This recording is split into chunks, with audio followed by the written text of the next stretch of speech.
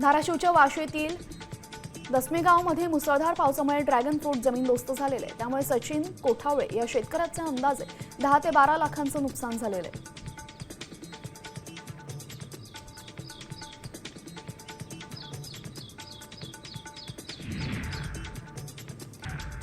नांदेडच्या देगलूरमधील सततच्या पावसामुळे नरंगल कुरुडी मार्गावर पूल वाहून गेलेला आहे। यामुळे गावकऱ्यांचा संपर्क पूर्णपणे तुटलेला आहे। विद्यार्थ्यांना शाळेत ये-जा करण्यासाठी तसंच वाहतुकीसाठी याच पुलाचा वापर करावा लागतो। त्यामुळे प्रशासनाने तात्काळ हा प्रश्न सोडवावा अशी मागणी गावकऱ्यांनी केलेली आहे।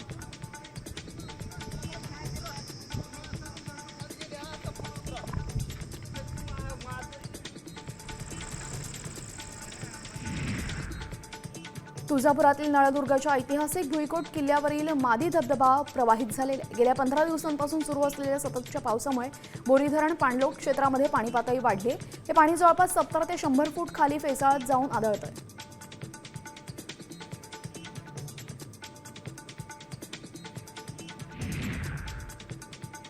बीडचे वादग्रस्त बडतर्फ पोलीस अधिकारी रणजित कासलेवर बीडच्या सायबर पोलीस ठाण्यामध्ये 2 वेगवेगळ्या तक्रारींवरून गुन्हे दाखल करण्यात आले। यामध्ये सामाजिक शांतता भंग करण्याचा प्रयत्न आणि बदनामीकारक भाष्य सोशल मीडियामध्ये केल्याच्या प्रकरणामध्ये दखल करण्यात आली आहे।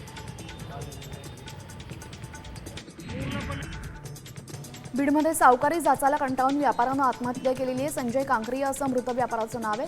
आत्महत्येपूर्वी त्यांनी पोलीस अधीक्षक नवनीत कवत यांना चिठ्ठी लिहिली। या चिठ्ठीमध्ये पैसे दिले नाही तर चटके देऊन मारण्याची धमकी दिल्याचा उल्लेख करण्यात आलेला आहे। या प्रकरणी पाटोदा पोलीस ठाण्यामध्ये अमृत भोसले, दीपक साळुंके विरोधात गुन्हा दाखल करण्यात आला आहे।